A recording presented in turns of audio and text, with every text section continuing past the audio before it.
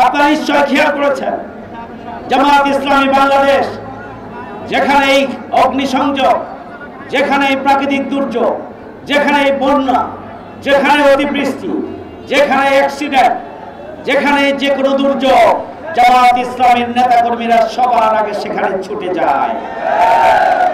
আজকে এটি প্রমাণিত সত্য। আমিরে জামাত ডাক্তার শফিকুর রহমান সহ গোটা বাংলাদেশের সমস্যার সমাধানের জন্য মানুষ যেখানেই বিপদে পতিত হয়েছে সেখানেই আমিরে জামাত সহ আমাদের নেতৃবৃন্দ ছুটে গিয়েছেন এবং মানুষের পাশে দাঁড়িয়েছেন। এটি প্রচারণার জন্য নয়, এটি গিয়েছেন এই জন্যই যে আমাদের 4 দফা কর্মসূচির অন্যতম একটি কর্মসূচি হচ্ছে সমাজ সেবামূলক কার্যক্রম পরিচালনা করা, সমাজ সংস্কার করা।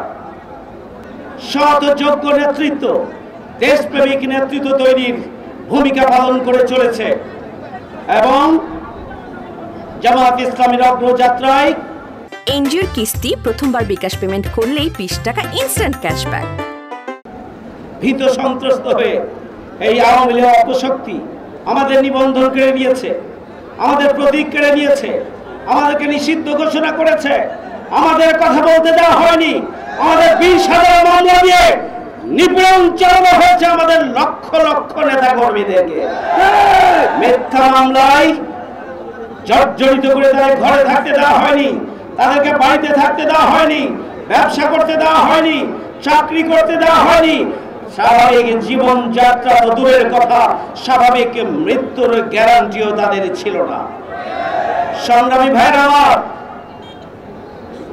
এই 16 বছরে আওয়ামী লীগ, জামাত ইসলামী, ইসলামী ছাত্র শিবিরের প্রায় 500 নেতা কর্মীকে নির্মমভাবে হত্যা করেছে।